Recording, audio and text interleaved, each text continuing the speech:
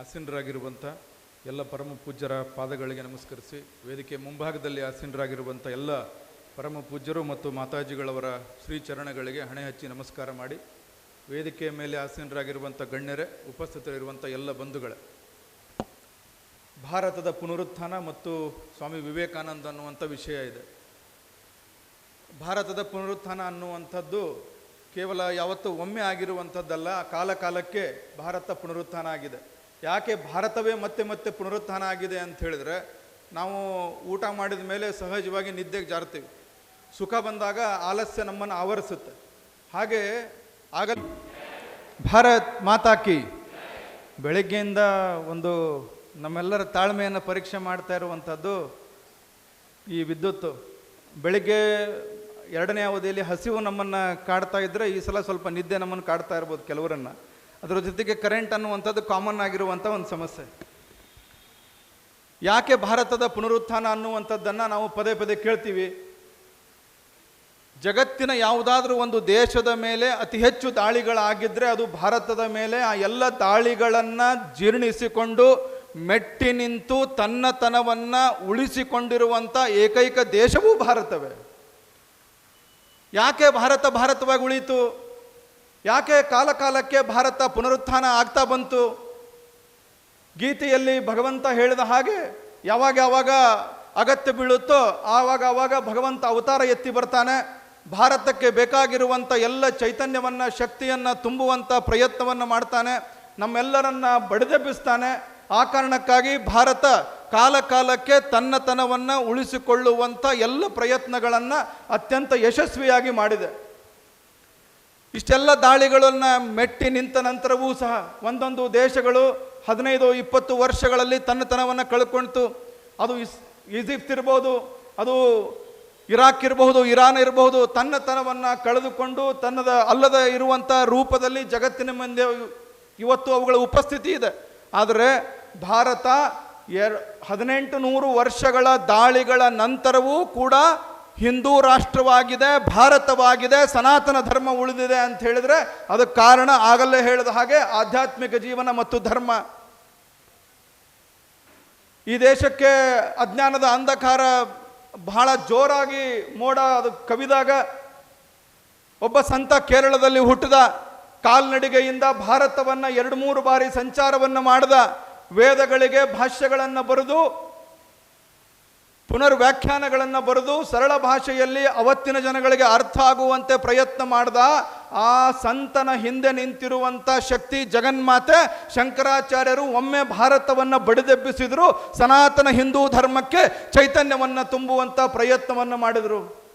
ಅದಾದ ನಂತರ ಈ ದೇಶದ ಮೇಲೆ ಮೊಘಲರು, ಸುಲ್ತಾನರು, ಪರಕೀಯರ ದಾಳಿಗಳು ಈ ದೇಶದ ಮೇಲೆ ನಿರಂತರವಾಗಿ ಆಗ್ತಾ ಇರುವಂಥ ಸಂದರ್ಭದಲ್ಲಿ ಭಾರತ ತನ್ನತನವನ್ನು ಕಳೆದುಕೊಂಡು ವಿದೇಶಿಯರ ಮುಂದೆ ಮಂಡಿಯೂರಿ ಸೋತು ಶರಣಾಗಿ ಬಾಗಿದ ಬೆನ್ನುಗಳಿಂದ ದಯನೀಯ ಪರಿಸ್ಥಿತಿ ಒಳಗಡೆ ಇದ್ದಾಗ ಈ ದೇಶದ ಒಬ್ಬ ಸಂತನಿಗನಿಸ್ತು ಭಾರತವನ್ನು ಮತ್ತೆ ಕಟ್ಟಬೇಕು, ಬಡಿದೆಬ್ಬಿಸಬೇಕು, ಪುನರ್ ಉತ್ಥಾನವನ್ನು ಮಾಡಬೇಕು ಅಂತ ಅನಿಸ್ತು.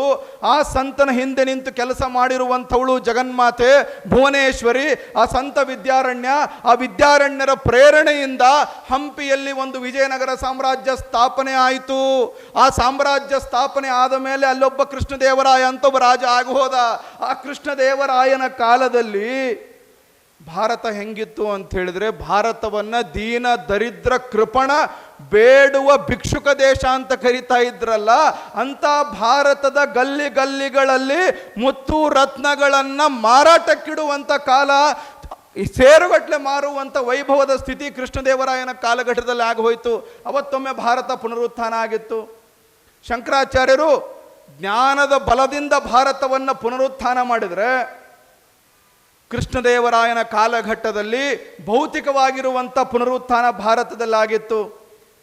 ಅದಾದ ಮೇಲೆ ಮತ್ತೊಮ್ಮೆ ವಿದೇಶಿಯರು ನಮ್ಮ ಮೇಲೆ ದಾಳಿಯನ್ನು ಮಾಡಿ ಭಾರತದ ಎಲ್ಲ ಕೋಟೆ ಕೊತ್ತಲಗಳನ್ನು ವಶಪಡಿಸಿಕೊಂಡು ನಮ್ಮ ಸಂಸ್ಕೃತಿಯನ್ನು ವಿರೂಪಗೊಳಿಸಿ ನಮ್ಮ ಇತಿಹಾಸವನ್ನು ತಿರುಚಿ ನಮ್ಮ ದೇವಸ್ಥಾನಗಳನ್ನು ಧ್ವಂಸ ಮಾಡಿ ತುಳಜಾ ಭವಾನಿಯನ್ನು ಬಿಟ್ಟಿರಲಿಲ್ಲ, ತುಳಜಾ ಭವಾನಿಯ ವಿಗ್ರಹವನ್ನು ಭಗ್ನ ಮಾಡಿ ವಿರೂಪಗೊಳಿಸಿ ಹಿಂದೂ ಅನ್ನುವಂಥ ಈ ಪರಂಪರೆ ಸನಾತನ ಧರ್ಮವನ್ನು ಜಗತ್ತಿನ ಭೂಪಟದಿಂದ ಅಳಿಸಬೇಕು ಅಂತ ಪ್ರಯತ್ನ ಮಾಡ್ತಾ ಇದ್ದಂಥ ಕಾಲಘಟ್ಟದಲ್ಲಿ ಅದೇ ಭಗವತಿಯ ಪ್ರೇರಣೆಯಿಂದ ಸಹ್ಯಾದ್ರಿಯ ತಪ್ಪಲಿನಲ್ಲಿರುವಂಥ ಒಬ್ಬ ಸಾಮಂತನ ಹೊಟ್ಟೆಯಲ್ಲಿ ಒಬ್ಬ ಹುಡುಗ ಹುಟ್ಟಿದ. ಆ ಹುಡುಗ ತಾಯಿಯಿಂದ ಪ್ರೇರಣೆ ಪಡ್ಕೊಂಡ, ಸದ್ಗುರುಗಳಿಂದ ಪ್ರೇರಣೆಯನ್ನು ಪಡ್ಕೊಂಡ, ಜಗನ್ಮಾತೆಯ ಆಶೀರ್ವಾದದಿಂದ 200ಕ್ಕಿಂತ ಹೆಚ್ಚು ಯುದ್ಧಗಳನ್ನು ಮಾಡ್ದ. ಒಂದೇ ಒಂದು ಯುದ್ಧಗಳನ್ನು ಸೋಲಲಿಲ್ಲ. ಸುತ್ತಲೂ ಹಸಿರು ಧ್ವಜಗಳು ಹಾರಾಟ ಮಾಡ್ತಾ ಇದ್ದಾಗ ಭಗವದ್ ಧ್ವಜವನ್ನ 100 ಕೋಟೆಗಳ ಮೇಲೆ ಹಾರಿಸಿದ. ಹಿಂದವಿ ಸಾಮ್ರಾಜ್ಯದ ಪುನರ್ ಪ್ರತಿಷ್ಠಾಪನೆ ಮಾಡ್ದ. ಆತನ ಹೆಸರು ಛತ್ರಪತಿ ಶಿವಾಜಿ ಮಹಾರಾಜ್. ಸಂತರಾಗಿರುವಂಥ ಶಂಕರಾಚಾರ್ಯರು ಜ್ಞಾನದ ಸಂಪತ್ತಿನ ಆಧಾರದ ಮೇಲೆ ಪುನರುತ್ಥಾನ ಮಾಡಿದರು. ಕೃಷ್ಣದೇವರಾಯ ಭೌತಿಕ ಸಂಪತ್ತಿನ ಆಧಾರದ ಮೇಲೆ ಈ ದೇಶವನ್ನು ಪುನರುತ್ಥಾನ ಮಾಡಿದ. ಛತ್ರಪತಿ ಶಿವಾಜಿ ಮಹಾರಾಜ ಖಡ್ಗದ ಬಲದಿಂದ ಮತ್ತು ಕ್ಷಾತ್ರ ತೇಜಸ್ಸಿನ ಬಲದಿಂದ ಭಾರತದ ಪುನರುತ್ಥಾನ ಮಾಡಿದ. ಇದೆಲ್ಲ ಆದ ಮೇಲೆ ಭಾರತಕ್ಕೆ ಬ್ರಿಟಿಷರು ಬಂದರು. ಯಾರು ಮಾಡದೇ ಇರುವಷ್ಟು ಪಾಪವನ್ನ, ಅಪಚಾರವನ್ನ ಈ ದೇಶದಲ್ಲಿ ಬಂದು ಮಾಡಿ ಹೋದರು. ಸುಮ್ಮನೆ ಹೋಗಲಿಲ್ಲ, ಒದ್ದು ಓಡಿಸಲಾಯಿತು. ನಮ್ಮ ಇತಿಹಾಸವನ್ನ ತಿರುಚಿದ್ರು, ನಮ್ಮ ಪರಂಪರೆಯನ್ನು ವಿರೂಪಗೊಳಿಸಿದ್ರು, ನಮ್ಮ ಸಂಸ್ಕೃತಿಯನ್ನ ವಿರೂಪಗೊಳಿಸುವಂತ ಪ್ರಯತ್ನ ಮಾಡಿದ್ರು. ನೀವು ಅಜ್ಞಾನಿಗಳು ಅಂತ ಹೇಳಿ ಹೇಳಿ ಹೇಳಿ ನಮ್ಮನ್ನು ನಂಬಿಸುವಲ್ಲಿ ಒಂದು ಹಂತಕ್ಕೆ ಯಶಸ್ವಿಯಾದರು. ಯಾವ ಮಟ್ಟಕ್ಕಂತ ಹೇಳಿದ್ರೆ ನಾವೇ ಅನ್ಕೊಳ್ಳಿಕ್ಕೆ ಸ್ಟಾರ್ಟ್ ಮಾಡಿದ್ವಿ. ನಮ್ಮ ಹಿರಿಯರು, ಕೆಲವರು ನಾಯಕರುಗಳು ಅನ್ಸ್ಕೊಂಡವ್ರು ಹೇಳಿ ಆರಂಭ ಮಾಡಿದ್ರು, ಮುಜೆ ಗದಾ ಕಹೋ ಲೇಕಿನ್ ಹಿಂದೂ ಮತ್ ಕಹೋ. ನನ್ನನ್ನು ಕತ್ತೆ ಅಂತಾದರೂ ಕರೀರಿ, ಹಿಂದೂ ಅಂತ ಮಾತ್ರ ಕರಿಬೇಡ್ರಿ ಅನ್ನುವಂಥ ನಾಯಕರುಗಳನ್ನು ನಿರ್ಮಾಣ ಮಾಡಿದ್ರು. By education I am English man, by culture I am Muslim, unfortunately I am Hindu ಅನ್ನುವಂಥ ವಾತಾವರಣವನ್ನು ಈ ದೇಶದಲ್ಲಿ ಯುರೋಪಿಯನ್ನರು ನಿರ್ಮಾಣ ಮಾಡಿದರು. ಭಾರತವಾಗಿ ಉಳಿಲಿಕ್ಕೆ ಸಾಧ್ಯ ಇಲ್ಲ ಅಂತ ಎಲ್ಲರೂ ಅನ್ಕೊಂಡಿದ್ರು. ಆ ಸಂದರ್ಭದಲ್ಲಿ ಭಾರತಕ್ಕೆ ಮತ್ತೆ ಶಕ್ತಿಯನ್ನು ತುಂಬಬೇಕು, ಚೈತನ್ಯವನ್ನು ತುಂಬಬೇಕು. ಭಾರತ ಉಳಿಬೇಕು. ಯಾಕಂತ ಹೇಳಿದ್ರೆ ಜಗತ್ತು ಉಳಿಬೇಕು. ಜಗತ್ತಿನ ಉಳಿವು ಭಾರತದ ಉಳಿವಿನ ಮೇಲೆ ನಿಂತಿದೆ. ಭಾರತ ಉಳಿದೇ ಇದ್ರೂ ಭಾರತಕ್ಕೇನು ನಷ್ಟ ಇಲ್ಲ. ಭಾರತ ಉಳಿದೇ ಇದ್ರೆ ಜಗತ್ತು ಉಳಿಯೋದಿಲ್ಲ ಅನ್ನುವಂಥ ಸತ್ಯವನ್ನ ಮನಗಂಡಂತ ಒಬ್ಬ ಯುಗ ಪುರುಷ, ಒಬ್ಬ ಯುಗಾವತಾರಿ, ಒಬ್ಬ ಭಗವಂತನ ಅಕ್ಷರಶಃ ಭಗವಂತ ದೇಹ ಧರಿಸಿ ಬಂದರೆ ಹೆಂಗಿರ್ತಿದ್ರೋ ಆ ರೀತಿಯಾಗಿ ಅವತಾರ ಎತ್ತಿದಂಥ ಭಗವಾನ್ ರಾಮಕೃಷ್ಣ ಪರಮಹಂಸರ ಅವತಾರ ಆಯಿತು ಈ ನೆಲದ ಮೇಲೆ, ಪಶ್ಚಿಮ ಬಂಗಾಳ ಅಂತ ಕರೆಸ್ಕೊಳ್ಳುವಂಥ ಇವತ್ತಿನ ನಾಡಿನಲ್ಲಿ. ಆ ಭಗವಾನ್ರಿಗೆ ಅನಿಸ್ತು ಭಾರತವನ್ನ ಮತ್ತೆ ಎಬ್ಬಿಸಬೇಕು. ಆಗಾಗ ಗಾಢ ನಿದ್ರೆಗೆ ಏನು ಭಾರತ ಜಾರುತ್ತೆ, ಆ ಗಾಢ ನಿದ್ರೆಗೆ ಜಾರಿರುವಂಥ ಭಾರತವನ್ನು ಬಡಿದೆಬ್ಬಿಸಬೇಕು. ಅದನ್ನು ಬಡಿದೆಬ್ಬಿಸೋದಕ್ಕೆ ಸಾಮಾನ್ಯರಿಂದ ಸಾಧ್ಯ ಇಲ್ಲ. ಸ್ವತಃ ಎದುರಿಗೆ ಭಗವಂತನೇ ಪ್ರತ್ಯಕ್ಷಯಾಗಿ ದೇವರು ಬಂದು ನಿಂತು ನಿನಗೇನು ಬೇಕು ಕೇಳು ಅಂತ ಹೇಳಿದಾಗ, ನನಗೆ ಜ್ಞಾನ ಕೊಡು, ಭಕ್ತಿ ಕೊಡು, ವೈರಾಗ್ಯ ಕೊಡು ಅಂತ ಹೇಳಿ ತನ್ನ ಸಲುವಾಗಿ ಏನನ್ನೂ ಕೇಳದೆ ಎಲ್ಲವನ್ನೂ ದೇಶದ ಸಲುವಾಗಿ, ಎಲ್ಲವನ್ನೂ ಜನಹಿತಕ್ಕಾಗಿ, ಎಲ್ಲವನ್ನೂ ಗುರುಗಳ ಉದ್ದೇಶದ ಈಡೇರಿಸುವ ಸಲುವಾಗಿ ಬೇಡುವಂಥ ಒಬ್ಬ ಶಿಷ್ಯನ ಹುಡುಕಾಟದಲ್ಲಿದ್ದರು. ಅಂಥ ಸಂದರ್ಭದಲ್ಲಿ ಸಿಕ್ಕಂಥವರು ಇಡೀ ಜಗತ್ತನ್ನು ತನ್ನ ಕಾಲ ಕೆಳಗೆ ತಂದುಕೊಂಡಂಥ ಜ್ಞಾನದ ಬಲದಿಂದ ಜಗತ್ತನ್ನು ಬೆಳಗಿದಂಥ ಭಾರತದ ಕೀರ್ತಿ ಪತಾಕೆಯನ್ನ ಸಪ್ತ ಸಾಗರದ ಆಚೆಯಲ್ಲೂ ಹಾರಿಸಿದಂಥ ಸ್ವಾಮಿ ವಿವೇಕಾನಂದರು. ಅವರು ಮಾಡಿರುವಂಥ ಭಾರತದ ಪುನರುತ್ಥಾನ ಇನ್ನುಳಿದಂಥವರು ಮಾಡಿರುವಂಥ ಭಾರತದ ಪುನರುತ್ಥಾನಗಳಿಗೆ ಬಹಳ ದೊಡ್ಡ ವ್ಯತ್ಯಾಸ ಇದೆ. ಅವರೆಲ್ಲರೂ ಒಂದೊಂದು ದೃಷ್ಟಿಯಲ್ಲಿ, ಒಂದೊಂದು ಆಸ್ಪೆಕ್ಟಲ್ಲಿ, ಒಂದೊಂದು ಮುಖಗಳಲ್ಲಿ ಭಾರತವನ್ನು ಬಡಿದೆಬ್ಬಿಸುವಂಥ, ಕಟ್ಟುವಂಥ ಪ್ರಯತ್ನವನ್ನು ಮಾಡಿದರೆ, ಈ ಪುಣ್ಯಾತ್ಮ, ಈ ಮಹಾತ್ಮ, ಈ ಸಿಡಿಲ ಸಂತ, ಈ ರಾಷ್ಟ್ರ ಸಂತ ಭಾರತವನ್ನು ಎಲ್ಲ ಮಗ್ಗಲುಗಳಿಂದಲೂ ಬಡಿದೆಬ್ಬಿಸುವಂಥ ಪ್ರಯತ್ನ ಮಾಡಿದ್ರು. ಎಲ್ಲ ಮುಖಗಳಿಂದಲೂ ಬಡಿದೆಬ್ಬಿಸುವಂಥ ಮಾಡಿದ್ರು. ಆಮೂಲಾಗ್ರವಾಗಿ ಭಾರತವನ್ನು ಕಟ್ಟುವಂಥ ಪ್ರಯತ್ನ ಮಾಡಿದ್ರು. ಸರ್ವತೋಮುಖವಾಗಿ ಭಾರತವನ್ನು ಕಟ್ಟುವಂಥ ಪ್ರಯತ್ನ ಮಾಡಿದ್ರು. ಅಪರೂಪದ ಸನ್ಯಾಸಿ ಪರಂಪರೆ. ಕೇವಲ ಭಕ್ತಿ ಮಾರ್ಗದಲ್ಲಿ ಕೆಲವರು ಇರ್ತಾರೆ, ಕೇವಲ ಜ್ಞಾನ ಮಾರ್ಗದಲ್ಲಿ ಕೆಲವರು ಇರ್ತಾರೆ, ಕೇವಲ ಕರ್ಮಯೋಗದಲ್ಲಿ ಕೆಲವರು ಇರ್ತಾರೆ, ಕೇವಲ ರಾಜಯೋಗವನ್ನು ಫಾಲೋ ಮಾಡುವಂಥವ್ರು ಕೆಲವರು ಇರ್ತಾರೆ. ಕೆಲವರಿಗೆ ವಿಗ್ರಹದಲ್ಲಿ ನಂಬಿಕೆ, ಕೆಲವರಿಗೆ ನಿರೀಶ್ವರವಾದದಲ್ಲಿ ನಂಬಿಕೆ, ಕೆಲವರಿಗೆ ತರ್ಕದಲ್ಲಿ ನಂಬಿಕೆ, ಕೆಲವರಿಗೆ ಮೀಮಾಂಸೆಯಲ್ಲಿ ನಂಬಿಕೆ. ಈ ಎಲ್ಲವುಗಳ ಸಮನ್ವಯವನ್ನು ಸಾಧಿಸಿದರೆ ಮಾತ್ರ ಭಾರತದ ಏಳಿಗೆ ಸಾಧ್ಯ ಅಂತ ಮನಗಂಡಂತ ದೇಶದ ಡಾಕ್ಟರ್ ಯಾರು ಅಂತ ಕೇಳಿದರೆ ಸ್ವಾಮಿ ವಿವೇಕಾನಂದರು. ಈ ಎಲ್ಲ ಯೋಗಗಳ ಸಮನ್ವಯ, ಎಲ್ಲ ಜಾತಿ ಮತಪಂಥಗಳ ಸಮನ್ವಯ, ಇದರ ಆಧಾರದ ಮೇಲೆ ಭಾರತವನ್ನು ಕಟ್ಟುವಂಥ ಪ್ರಯತ್ನವನ್ನು ಮಾಡಿದರು. ಬಂಧುಗಳೇ, ಬೆಳಿಗ್ಗೆಯಿಂದ ನಾವು ಸಾಕಷ್ಟು ವಿಚಾರಗಳನ್ನು ಕೇಳಿದ್ದೀವಿ. ಇವತ್ತು ಭಾರತದಲ್ಲಿ ಯಾವುದೇ ಅಭಾವ ಇಲ್ಲ. ಪ್ರತಿಯೊಬ್ಬ ವ್ಯಕ್ತಿಯಲ್ಲೂ ಕೂಡ 4 ಗುಣಗಳು ಇರಬೇಕು ಅಂತ ಹೇಳ್ತಾರೆ ನಮ್ಮ ಹಿರಿಯರು, ಸಂತ ಮಹಾಂತರು ಹೇಳ್ತಾರೆ. ಬ್ರಾಹ್ಮಣ, ಕ್ಷತ್ರಿಯ, ವೈಶ್ಯ, ಶೂದ್ರ, ಇದು ಜಾತಿಗಳಲ್ಲ ಇದು ಅನ್ನುವಂಥದ್ದನ್ನು ನಮಗೆ ಆಗಾಗ ನಮಗೆ ಕಣ್ಣು ತೆರೆಸುವಂಥ ಪ್ರಯತ್ನ ಮಾಡ್ತಾರೆ. ಇವತ್ತು ನಮಗೆ ಅಭಾವ ಇಲ್ಲ, ಆಹಾರದ ಅಭಾವ ಇಲ್ಲ, ನಮಗೆ ಬಡತನ ಇಲ್ಲ ಅಂತ ವೇದಿಕೆಯಿಂದ ನಾವು ಕೇಳಲ್ಪಟ್ವಿ. ಬೆಳಿಗ್ಗೆ ಎಷ್ಟು ದೀಪಾವಳಿಗೆ ಸಿಹಿಯನ್ನು ಖರೀದಿ ಮಾಡಿದ್ವಲ್ಲ ನಾವು, 10,000 ಕೋಟಿ ರೂಪಾಯಿಯ ಸಿಹಿಯನ್ನು ಒಂದು ದಿನಕ್ಕೆ ನಾವು ಖರೀದಿ ಮಾಡ್ತೀವಿ. ಆ 10,000 ಕೋಟಿ ರೂಪಾಯಿ ನಮ್ಗೆ ಕೊಡ್ರಿ ಅಂತೇಳಿ ಪಾಕಿಸ್ತಾನ ಭಿಕ್ಷೆ ಬೇಡುವಂಥ ದಯನೀಯ ಪರಿಸ್ಥಿತಿಯಲ್ಲಿದೆ.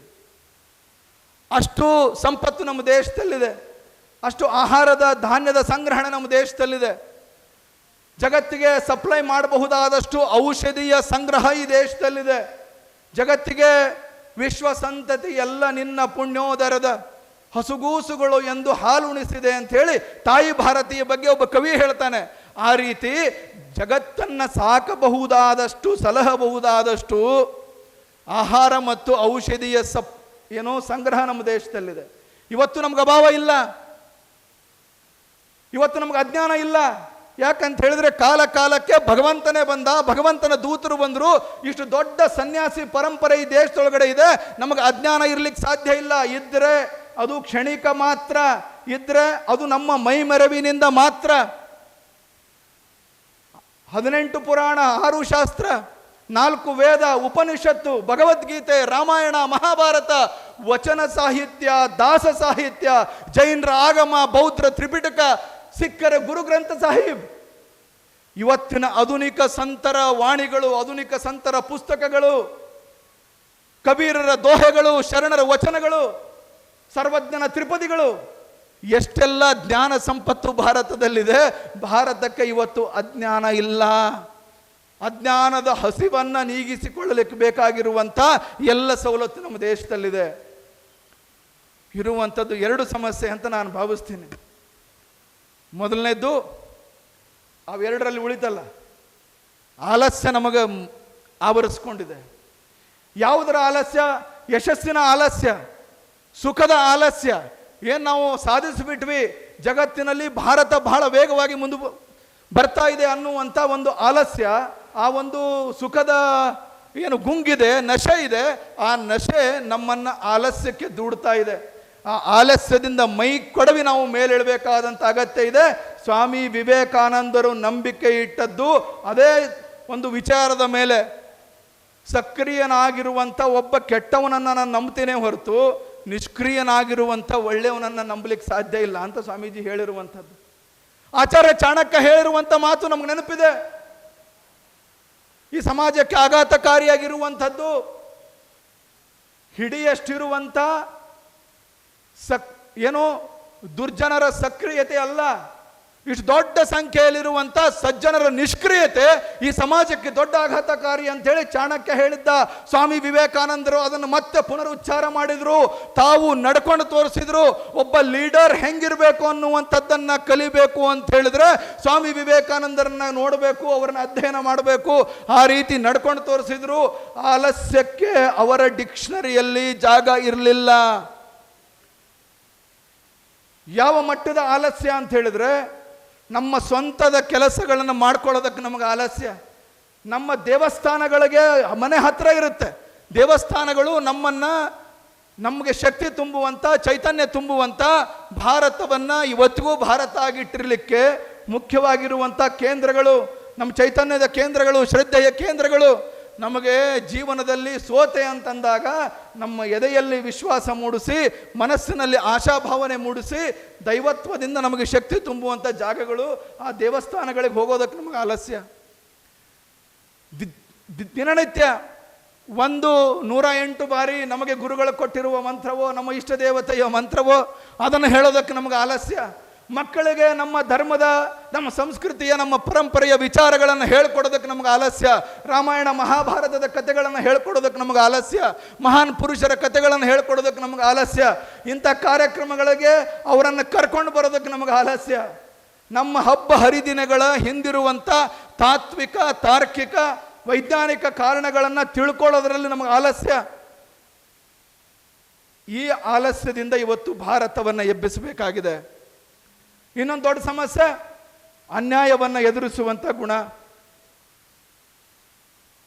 ಈ ದೇಶದ ಸಾಧು ಸಂತರ ಮೇಲೆ ನಿರಂತರವಾಗಿ ಯಾರೋ ಅಯೋಗ್ಯರು ನಮ್ಮ ಭಾರತದ ಹೆಸರನ್ನು ಉಚ್ಚರಿಸಲಿಕ್ಕೆ ಕನಿಷ್ಠ ಯೋಗ್ಯತೆ ಇಲ್ಲದೆ ಇರುವಂಥವರು ನಮ್ಮ ದೇಶದ ಮೇಲೆ ದಾಳಿಯನ್ನು ಮಾಡ್ತಾರೆ, ನಮ್ಮ ದೇಶದ ಹೆಸರು ಕೆಡಿಸುವ ಪ್ರಯತ್ನವನ್ನು ಮಾಡ್ತಾರೆ, ಸಂತ ಮಹಂತರ ಹೆಸರುಗಳನ್ನು ಕೆಡಿಸುವಂಥ ಪ್ರಯತ್ನ ಮಾಡ್ತಾರೆ, ನಮ್ಮ ದೇಗುಲಗಳ ಹೆಸರುಗಳನ್ನು ಕೆಡಿಸುವಂಥ ಪ್ರಯತ್ನವನ್ನು ಮಾಡ್ತಾರೆ. ನಮಗೆ ಯಾರಿಗೂ ಏನೂ ಅನಿಸೋದಿಲ್ಲ, ನಾವು ಅದನ್ನು ಪ್ರಶ್ನೆನೂ ಮಾಡೋದಿಲ್ಲ. ಬಂಧುಗಳೇ, ಸ್ವಾಮಿ ವಿವೇಕಾನಂದರು ಭಾರತವನ್ನು ಅತಿ ಹೆಚ್ಚು ಬೈದಿರುವಂಥ ಸಂತ ಯಾರಾದರೂ ಇದ್ರೆ ಅದು ಸ್ವಾಮಿ ವಿವೇಕಾನಂದರು. ಅಟ್ ದ ಸೇಮ್ ಟೈಮ್ ಭಾರತವನ್ನು ಅವರು ಪ್ರೀತಿ ಮಾಡಿರುವಷ್ಟು ಇನ್ನೊಬ್ಬ ಸನ್ಯಾಸಿ, ಇನ್ನೊಬ್ಬ ವ್ಯಕ್ತಿ ಪ್ರೀತಿ ಮಾಡಲಿಕ್ಕೆ ಸಾಧ್ಯ ಇಲ್ಲ. ಭಾರತವನ್ನು ಹುಚ್ಚರಂತೆ ಪ್ರೀತಿ ಮಾಡಿರುವಂಥವ್ರು ಯಾರಾದರೂ ಇದ್ರೆ ಅದು ಸ್ವಾಮಿ ವಿವೇಕಾನಂದರು. ಆ ಪುಣ್ಯಾತ್ಮ ಪ್ರವಾಸದಲ್ಲಿದ್ದಾಗ ಕಣ್ಣೀರು ಹಾಕ್ತಾ ಇದ್ರು.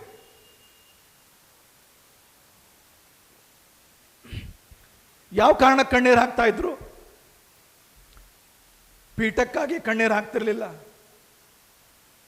ತನ್ನ ಮಠ ನಂಬರ್ 1 ಆಗಬೇಕು ಅನ್ನೋ ಕಾರಣಕ್ಕೆ ಕಣ್ಣೀರು ಹಾಕ್ತಿರ್ಲಿಲ್ಲ. ವಿವೇಕಾನಂದರು ನನಗೆ ಕೀರ್ತಿ ಬರಲಿ, ನನಗೆ ಸಂಪತ್ತು ಬರಲಿ, ನನಗೆ ದಕ್ಷಿಣೆ ಸಿಗಲಿ, ನನಗೆ ಮತ್ತೊಂದು ಸಿಗಲಿ ಅನ್ನೋ ಕಾರಣಕ್ಕೆ, ನನಗೆ ಭಾರತ ರತ್ನ ಕೊಡ್ರಿ ಅನ್ನೋ ಕಾರಣಕ್ಕೆ ಕಣ್ಣೀರು ಹಾಕ್ತಾ ಇರಲಿಲ್ಲ. ವಿವೇಕಾನಂದರು ಹುಚ್ಚರಂತೆ ಕಣ್ಣೀರು ಹಾಕಿದ್ದು ಕೇವಲ ಭಾರತಕ್ಕಾಗಿ ಕಣ್ಣೀರು ಹಾಕಿರುವಂಥ ಸಂತ ಯಾರಾದರೂ ಇದ್ರೆ ಅದು ಸ್ವಾಮಿ ವಿವೇಕಾನಂದ. ಸ್ವಾಮಿ ವಿವೇಕಾನಂದ, ಮತ್ತೊಬ್ಬ ಸಂತ ಇಲ್ಲ. ತನಗಾಗಿ ಅಳುವಂಥವರಿದ್ದಾರೆ, ತನ್ನ ಕುಟುಂಬಕ್ಕಾಗಿ ಅಳುವಂಥವರಿದ್ದಾರೆ, ತನ್ನ ಪಕ್ಷದ ಸಲುವಾಗಿ ಅಳುವಂಥವರಿದ್ದಾರೆ, ತಾನು ಗೆಲ್ಲಬೇಕು ಅಂತ ಅಳುವಂಥವರಿದ್ದಾರೆ. ಆದರೆ ನನ್ನ ದೇಶದ ಬಡವರಿಗಾಗಿ ಏಳಿಗೆಗೆ, ತನ್ನ ದೇಶದ ರೋಗಿಗಳ ಸೇವೆಗೆ, ನನ್ನ ದೇಶದ ಅಭಿವೃದ್ಧಿಗಾಗಿ, ನನ್ನ ದೇಶವನ್ನು ಬಡಿದೆಬ್ಬಿಸಬೇಕು ಅಂಥೇಳಿ, ನನ್ನ ದೇಶದ ಯಾವುದೋ ಒಂದು ಮೂಲೆಯಲ್ಲಿ ಚಿಕಿತ್ಸೆಗೆ ದುಡ್ಡಿಲ್ಲ ಅಂತ ಯಾವನೋ ಒಬ್ಬ ರೋಗಿ ಸಾಯ್ತಾನ ಅಂತ ಹೇಳಿ, ಯಾರೋ ಒಬ್ಬರಿಗೆ ಹೊಟ್ಟೆಗೆ ಆಹಾರ ಇಲ್ಲ ಅಂತ ಹೇಳಿ ಅತ್ತಿರುವಂಥ ಯಾವುದಾದ್ರೂ ಒಬ್ಬ ಸಂತ ಇದ್ರೆ ಅದು ಸ್ವಾಮಿ ವಿವೇಕಾನಂದರು ಮಾತ್ರ. ಭಾರತದ ನಿಂದನೆಯನ್ನ ಕ್ಷಣ ಮಾತ್ರವೂ ಸಹಿಸ್ತಾ ಇರಲಿಲ್ಲ. ನಾವು ಭಾರತದ ನಿಂದನೆ ಮಾಡ್ತಾ ಇರ್ತಾರೆ ಕೆಲವು ರಾಜಕಾರಣಿಗಳು, ತಮ್ಮ ವೋಟ್ ಬ್ಯಾಂಕಿನ ಪಾಲಿಟಿಕ್ಸ್ ಕಾರಣಕ್ಕಾಗಿ, ಇನ್ಯಾವುದೋ ಕಾರಣಕ್ಕಾಗಿ ನಾವು ಅದನ್ನು ನೋಡ್ಕೊಂಡು ಸುಮ್ಮನೆ ಇರ್ತೀವಿ. ಇನ್ಯಾರೋ ಸೋಷಿಯಲ್ ಮೀಡಿಯಾಗಳಲ್ಲಿ ಭಾರತದ ವಿರುದ್ಧವಾಗಿರುವಂಥ ಹೇಳಿಕೆಗಳನ್ನು ಕೊಡ್ತಾ ಇರ್ತಾರೆ. ಭಾಳಷ್ಟು ಜನ ತರುಣರಿಲ್ಲ, ಪಾಲಕರಿದ್ದೀರಿ. ಆ ಕಾರಣಕ್ಕೆ ಹೇಳುವಂಥದ್ದು, ನಮ್ಮ ಮಕ್ಕಳು ಏನಾದರೂ ಈ ತರಹದ ಎದೆಗಾರಿಕೆಯ ಪ್ರದರ್ಶನವನ್ನು ಮಾಡಿದಾಗ, ಅನ್ಯಾಯವನ್ನು ಮೆಟ್ಟಿ ನಿಲ್ಲುವಂಥ ಪ್ರಯತ್ನ ಮಾಡಿದಾಗ, ನಿನಗೆ ಯಾಕೆ ಬೇಕು ಬಾರೋ, ಅದನ್ನು ಮಾಡಕ್ಕೆ ಬೇರೆದವ್ರು ಅದಾರ ಅಂತ ನಾವೇ ಕಾಲು ಹಿಡಿದು ಜಗ್ತೇವೆ ಅವರು. ಅರೆ ವಿವೇಕಾನಂದರು ನಮ್ಗೆ ಆಶೀರ್ವಾದ ಮಾಡ್ಲಿಕ್ಕೆ ಸಾಧ್ಯ ಇಲ್ಲ ಅಂತ ನಾನು ಭಾವಿಸ್ತೇನೆ. ಭಾರತವನ್ನು ಯಾರಾದರೂ ಬೈದರೂ ನಾವು ಸುಮ್ಮನಿದ್ದೀವಿ ಅಂತ ಹೇಳಿದ್ರೆ, ನಮ್ಮ ಸಂತ ಮಹಂತರನ್ನ, ಹಿಂದೂ ಧರ್ಮವನ್ನ ಆಧಾರ ರಹಿತವಾಗಿ ಯಾರಾದರೂ ತೆಗಳುತ್ತಾ ಇದ್ದಾಗಲೂ ನಾವು ಸುಮ್ಮನಿದ್ದೀವಿ ಅಂತಾದರೆ ನಾವು ವಿವೇಕಾನಂದರಿಗೆ ಕೊಡುವಂಥ ಗೌರವ ಅಲ್ಲ ಅಂತ ನಾನು ಭಾವಿಸ್ತೇನೆ. ಈಗಿರುವಂಥ ಈ ಆಲಸ್ಯ ಮತ್ತು ಅನ್ಯಾಯವನ್ನು ಎದುರಿಸುವಂಥ ಸವಾಲುಗಳು ನಮ್ಮ ಕಣ್ಣು ಮುಂದೆ ಇದೆ. ಭಾರತದ ಪುನರುತ್ಥಾನ ಆಗುವುದು, ಭಾರತ ಜಗತ್ತಿಗೆ ಗುರು ಆಗುವುದು ಯಾವುದರ ಆಧಾರದ ಮೇಲೆ ಅಂಥೇಳಿ ಬೆಳಿಗ್ಗೆಯಿಂದ ನಿರಂತರವಾಗಿ ನಾವು ಹಲವಾರು ಗಣ್ಯರ ಸಂತರ ವಾಣಿಗಳಲ್ಲಿ ಕೇಳಿದ್ದೀವಿ. ಒಂದೊಂದು ದೇಶಕ್ಕೆ ಒಂದೊಂದು ಆತ್ಮ ಇದೆ ಅಂತ ಹೇಳ್ತಾರೆ. ಇಂಗ್ಲೆಂಡಿಗೆ ಒಂದು ಆತ್ಮ ಇದೆ, ಅವರ ಆತ್ಮ ಕಾಮರ್ಸು, ವ್ಯಾಪಾರ. ಜಪಾನಿಗೊಂದು ಆತ್ಮ ಇದೆ, ಅವರ ಆತ್ಮ ಟೆಕ್ನಾಲಜಿ. ಜರ್ಮನಿಗೊಂದು ಆತ್ಮ ಇದೆ, ಅದು ರಾಜಕೀಯ. ಎರಡೂ ವರ್ಲ್ಡ್ ವಾರ್ಗಳನ್ನು ಸ್ಟಾರ್ಟ್ ಮಾಡಿರೋರು ಜರ್ಮನಿಯವರೇ. ಹೀಗಾಗಿ ಪೊಲಿಟಿಕ್ಸ್ ಅನ್ನೋದು ಅವರು ಆತ್ಮ. ಅಮೇರಿಕಕ್ಕೆ ಒಂದು ಆತ್ಮ ಇದೆ, ಅವರ ಆತ್ಮ ಆರ್ಥಿಕತೆ, ಎಕನಾಮಿಕ್ಸು. ಆದರೆ ಭಾರತದ ಆತ್ಮ ಎಕನಾಮಿಕ್ಸ್ ಅಲ್ಲ. ಭಾರತ ಜಗತ್ತಿನ ಆರ್ಥಿಕ ನಂಬರ್ 1 ಆಗಬೇಕು, ಆಗೇ ಆಗುತ್ತೆ, ನೋ ಡೌಟ್ ಇನ್ ದಟ್. ಆದರೆ ಹಂಗೆ ಬೆಳೆದ್ರೆ ಭಾರತ ಬೆಳೆದಂಗ? ಭಾರತ ಟೆಕ್ನಾಲಜಿಯಲ್ಲಿ ಇವತ್ತು ಐಫೋನ್ ಮ್ಯಾನುಫ್ಯಾಕ್ಚರಿಂಗ್ ಯೂನಿಟ್ಗಳು ಭಾರತದಲ್ಲೇ ತಯಾರಾಗ್ತಾ ಇದೆ. ಜಗತ್ತಿನ ಅತಿ ಹೆಚ್ಚು ಎಂಜಿನಿಯರ್ಗಳು ಭಾರತದವರೇ ಇದ್ದಾರೆ. ಜಗತ್ತಿನ ಅತಿ ಹೆಚ್ಚು ಡಾಕ್ಟರ್ಸ್ ಭಾರತದವರಿದ್ದಾರೆ. ಅತಿ ಹೆಚ್ಚು ಸೈಂಟಿಸ್ಟ್ ಭಾರತದವರಿದ್ದಾರೆ. ಅತಿ ಹೆಚ್ಚು ಖಗೋಳ ಶಾಸ್ತ್ರಜ್ಞರು ಭಾರತದವರಿದ್ದಾರೆ. ಈ ಮುಖದಲ್ಲಿ ಬೆಳೆದ್ರೆ ಮಾತ್ರ ಭಾರತ ಬೆಳೆದಂಗ? ನಮ್ಮ ಸೇನಾ ಸಾಮರ್ಥ್ಯ ಇವತ್ತು ಪ್ರಶ್ನಾತೀತವಾಗಿ ವೇಗವಾಗಿ ಆನೆ ಥರ ಮುನ್ನುಗ್ತಾ ಇದೆ. ಪಾಕಿಸ್ತಾನದವರು, ಚೀನಾದವರು ನಮ್ಮ ಒಳಗೆ ಬಂದು ಬಾಂಬ್ ಹಾಕೋದಲ್ಲ, ನಮ್ಮನ್ನು ಕೆಟ್ಟ ಗಣ್ಣಿನಿಂದ ನೋಡೋದಕ್ಕೂ ಹೆದರುವಂಥ ಕಾಲ ಕೆಲವೇ ದಿನಗಳಲ್ಲಿ ನಿರ್ಮಾಣ ಆಗುತ್ತೆ. ಈಗಾಗಲೇ ಅದರ ಒಂದು ಝಲಕ್ಕನ್ನು ನಾವು ಕೊಟ್ಟಿದ್ದೀವಿ. ಈ ರೀತಿ ಬೆಳೆದ್ರೆ ಮಾತ್ರ ಭಾರತನ? ಭಾರತದ ಆತ್ಮ ಟೆಕ್ನಾಲಜಿ, ಎಕನಾಮಿಕ್ಸು, ಪಾಲಿಟಿಕ್ಸು, ಕಾಮರ್ಸ್ ಅಲ್ಲ. ಭಾರತದ ಆತ್ಮ ಆಧ್ಯಾತ್ಮ. ಅದನ್ನು ಸ್ವಾಮಿ ವಿವೇಕಾನಂದರು ಮತ್ತೆ ಮತ್ತೆ ಬಡಿದೆಬ್ಬಿಸಿ ನಮಗೆ ಹೇಳಿರುವಂಥ ಸತ್ಯ. ಆ ಸತ್ಯವನ್ನು ಅರ್ಥ ಮಾಡಿಕೊಂಡು ಭಾರತ ಎಲ್ಲ ರಂಗಗಳಲ್ಲೂ ಇವತ್ತು ಬೆಳೀತಾ ಇದೆ. ಬೇರೆ ಬೇರೆ ಸಾಕಷ್ಟು ವಿಷಯಗಳಿಗೆ ಭಾರತ ಇವತ್ತು ತವರು ಮನೆ ಆಗಿದೆ. ನಮ್ಮ ಸೈನಿಕರು ಸಾಬೀತು ಮಾಡ್ತಾ ಇದ್ದಾರೆ. ಆಳ ಬಲ್ಲೆವು, ಬಾಳ ಬಲ್ಲೆವು, ಸೋಲನೊಲ್ಲೆವು ಒಲ್ಲೆವು, ವಿಶ್ವವೆಲ್ಲವೂ ಮುನಿದು ನಿಂತರೂ ಭಾರತ, ಸ್ವಾಮಿ ವಿವೇಕಾನಂದರು ಕನಸು ಕಂಡಿರುವಂಥ ಭಾರತ ನಿರ್ಮಾಣ ಆಗುತ್ತೆ. ನಾವು ನಮ್ಮ ಸಲುವಾಗಿ ಏನು ಥಿಂಕ್ ಮಾಡ್ತೀವಲ್ಲ, ನಮ್ಮ ಸಲುವಾಗಿ ಏನು ಕೆಲಸ ಮಾಡ್ತೀವಿ, ನನಗೆ ಬೇಕು, ನನ್ನ ಸಲುವಾಗಿ ನಾವು ಭಗವಂತನ ಹತ್ರ ಪ್ರಾರ್ಥನೆ ಮಾಡ್ತೀವಿ, ನನ್ನ ಸಲುವಾಗಿ ಬೇಡ್ಕೊಳ್ತೀವಿ, ನನ್ನ ಸಲುವಾಗಿ ಬೇರೆ ಬೇರೆಯವ್ರ ಕಡೆ ಜಗಳ ಆಡ್ತೀವಿ, ನನ್ನ ಸಲುವಾಗಿ ಬೇರೆಯವರಿಗೆ ಕೆಟ್ಟಾದರೂ ಚಿಂತೆ ಇಲ್ಲ ಅಂಥೇಳಿ ಸ್ವಾರ್ಥದ ಸಾಧನೆಯನ್ನು ಮಾಡ್ತೀವಲ್ಲ, ಅದರ 1% ಬೇರೆಯವರ ಸಲುವಾಗಿ, ದೇಶದ ಸಲುವಾಗಿ, ಸೈನಿಕನ ಸಲುವಾಗಿ, ರೈತನ ಸಲುವಾಗಿ, ಇವರೆಲ್ಲರಿಗೂ ಶಕ್ತಿಯನ್ನು ತುಂಬುವಂಥ ಸಂತ ಶಕ್ತಿಯ ಸಲುವಾಗಿ ಮಾಡಿದರೆ ವಿವೇಕಾನಂದರು ಕಂಡಿರುವಂಥ ಭಾರತ ಈಗಾಗಲೇ ವಿಶ್ವಗುರು ಆಗುವತ್ತ ನಾವು ಹಲವಾರು ಕ್ಷೇತ್ರಗಳಲ್ಲಿ ದಾಪುಗಾಲಿಟ್ಟಿದ್ದೀವಿ. ಆಧ್ಯಾತ್ಮಿಕತೆಯನ್ನು ನಾವು ಮೈಗೂಡಿಸ್ಕೊಂಡು ನಮ್ಮ ಮನೆಗಳಲ್ಲಿ ಹಿಂದುತ್ವ, ಸನಾತನ ಹಿಂದೂ ಧರ್ಮದ ಈ ಒಂದು ವಿಚಾರ ನಮ್ಮೊಳಗೆ ರಕ್ತಗತವಾಗಿ ಬಂದಾಗ ಭಾರತ ಜಗತ್ತಿಗೆ ಗುರು ಆಗುತ್ತೆ. ಭಾರತವನ್ನು ತಡೆಯುವಂಥ ತಾಕತ್ತು ಜಗತ್ತಿನ ಇನ್ನು ಯಾವ ದೇಶಕ್ಕೂ ಇರೋದಿಲ್ಲ. ನಮ್ಮನ್ನು ಕನ್ವರ್ಟ್ ಮಾಡ್ಲಿಕ್ಕಂತೇನು ಹೊರಟಾರಲ್ಲ, ಸೇವೆಯ ಸೋಗನ್ನು ಹಾಕ್ಕೊಂಡು ಬಂದು ಕೆಲವರು ನಮ್ಮನ್ನು ಕನ್ವರ್ಟ್ ಮಾಡಬೇಕು ಅಂತ ಹೊಡ್ತಾರೆ. ಇನ್ನು ಕೆಲವರು ಲವ್ ಜಿಹಾದ್ ಮಾಡಬೇಕು, ಮತ್ತೊಂದು ಮಾಡಬೇಕು, ಹೆದರಿಸಬೇಕು ಅಂತ ಹೇಳಿ ನಮ್ಮನ್ನು ಭಯ ಉತ್ಪಾದನೆ ಮಾಡಿ ಮತಾಂತರ ಮಾಡಬೇಕು ಅಂತಾರಲ್ಲ. ಆ ದುಷ್ಟ ಶಕ್ತಿಗಳು ಕೂಡ ನಮ್ಮ ದೇಶದಲ್ಲಿ ಕಾಲಿಡೋದಕ್ಕೆ ಹೆದರುವಂಥ ಕಾಲ ಭಾರತದಲ್ಲಿ ನಿರ್ಮಾಣ ಆಗುತ್ತೆ. ಸ್ವಾಮಿ ವಿವೇಕಾನಂದರು ನಂಬಿಕೆ ಇಟ್ಟಿದ್ದು ಹುಸಿಯಾಗಲಿಲ್ಲ. ಜಗತ್ತಿನಲ್ಲಿ ಹಲವಾರು ದೃಷ್ಟಾರರಾಗಿ ಹೋಗಿದ್ದಾರೆ. ಆದರೆ ಭಾರತದ ಕುರಿತಾಗಿ ಒಬ್ಬ ದೊಡ್ಡ ದೃಷ್ಟಾರ ಯಾರಾದರೂ ಇದ್ದರೆ ಅದು ಸ್ವಾಮಿ ವಿವೇಕಾನಂದರು.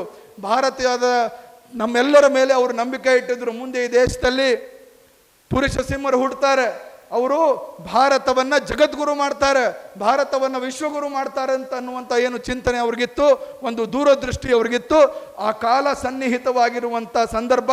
ವಿವೇಕಾನಂದರ ಹುಚ್ಚು ಹಿಡಿಸ್ಕೊಂಡಂಥ ಒಬ್ಬ ಮನುಷ್ಯ ದಿನಕ್ಕೆ 18-20 ತಾಸು ಕೆಲಸ ಮಾಡಿದರೆ ಇಷ್ಟು ದೊಡ್ಡ ಪರಿವರ್ತನೆ ಆಗಿದೆ. ವಿವೇಕಾನಂದರ ಹುಚ್ಚು ಹಿಡಿಸ್ಕೊಂಡಂಥ ಸಾವಿರಾರು ಸಂತರು ಕೆಲಸ ಮಾಡ್ತಾ ಇರೋ ಕಾರಣಕ್ಕಾಗಿ ಭಾರತ ಇಷ್ಟು ಬದಲಾಗಿದೆ. ವಿವೇಕಾನಂದರ 1% ಹುಚ್ಚು ಲಕ್ಷಾಂತರ ಭಾರತೀಯರಿಗೆ ಹಿಡಿದ್ರೆ, ವಿವೇಕಾನಂದರು ಕಣ್ಣೀರು ಹಾಕಿರುವ ಒಂದು ಹನಿಯಾದರೂ ನಾವು ಭಾರತಕ್ಕಾಗಿ, ಈ ದೇಶದ ಜನಗಳಿಗಾಗಿ ಹಾಕಿದರೆ, ಬರೀ ಕಣ್ಣೀರು ಹಾಕುವುದು ಮಾತ್ರ ಅಲ್ಲ, ಜ್ಞಾನಕ್ಕೆ, ಭಕ್ತಿಗೆ, ಕರ್ಮದ ಸಪೋರ್ಟ್ ಇಲ್ಲದೆ ಹೋದರೆ, ಜ್ಞಾನ ಮತ್ತು ಭಕ್ತಿಗೆ, ನಮ್ಮ ಕಾಯಕದ, ಕರ್ಮದ, ಸೇವೆಯ, ತ್ಯಾಗದ ಲೇಪ ಇಲ್ಲದೆ ಹೋದರೆ, ಸಪೋರ್ಟ್ ಇಲ್ಲದೆ ಹೋದರೆ, ಸಮರ್ಥನೆ ಇಲ್ಲದೆ ಹೋದರೆ ಅದು ಅಷ್ಟು ಸಾರ್ಥಕ ಅಲ್ಲ ಅನ್ನುವಂಥದ್ದನ್ನು ಇದೇ ಮಣ್ಣಿನ ಸನ್ಯಾಸಿಗಳು ನಮಗೆ ಹೇಳಿಕೊಟ್ಟಿದ್ದಾರೆ. ಆ ಮಾತುಗಳನ್ನು ಅರ್ಥ ಮಾಡ್ಕೊಳ್ತಾ ಬದಲಾಗ್ತಾ ಇರುವಂಥ ಭಾರತದ ಭರವಸೆ ಗಣ್ಣುಗಳಿಂದ ಜಗತ್ತು ನೋಡ್ತಾ ಇರುವಂಥ ಭಾರತದ ಪ್ರಜೆಗಳಾಗಿ ನಾವು ಸ್ವಾಮಿ ವಿವೇಕಾನಂದರನ್ನು ಆಗಾಗ ಸ್ಮರಿಸ್ತಾ, ಅವರ ಕೊಡುಗೆಗಳನ್ನು, ಅವರ ಚಿಂತನೆಗಳನ್ನು ಆಗಾಗ ಮೆಲುಕು ಹಾಕ್ತಾ ನಮ್ಮ ಸಾಮಾಜಿಕ ಜೀವನಕ್ಕೆ, ವೈಯಕ್ತಿಕ ಜೀವನಕ್ಕೆ, ರಾಷ್ಟ್ರ ಜೀವನಕ್ಕೆ ಬೇಕಾಗಿರುವಂಥ ಪ್ರೇರಣೆಯನ್ನು ಪಡ್ಕೊಳ್ಳೋಣ ಅಂತ ಹೇಳ್ತಾ ನನಗೆ ಬಂದು ತಮ್ಮ ಮಧ್ಯದಲ್ಲಿ ನಿಲ್ಲಕ್ಕೆ ಅವಕಾಶ ಮಾಡಿಕೊಟ್ಟಿರುವಂಥ ನನ್ನ ಮಾರ್ಗದರ್ಶಕರು, ಗುರುಗಳಾಗಿರುವಂಥ ಪರಮ ಪೂಜ್ಯ ಶ್ರೀ ವಿಜಯಾನಂದ ಸರಸ್ವತಿ ಮಹಾರಾಜರ ಮತ್ತು ಎಲ್ಲ ಪರಮ ಪೂಜ್ಯರ ಪಾದಗಳಿಗೆ ಮತ್ತೊಮ್ಮೆ ನನ್ನ 4 ತೊದಲು ನುಡಿಗಳನ್ನು ಅರ್ಪಣೆ ಮಾಡ್ತಾ ನನ್ನ ಮಾತುಗಳಿಗೆ ವಿರಾಮವನ್ನು ಹೇಳ್ತೇನೆ. ಬೋಲೋ ಭಾರತ್ ಮಾತಾ ಕಿ ಜೈ.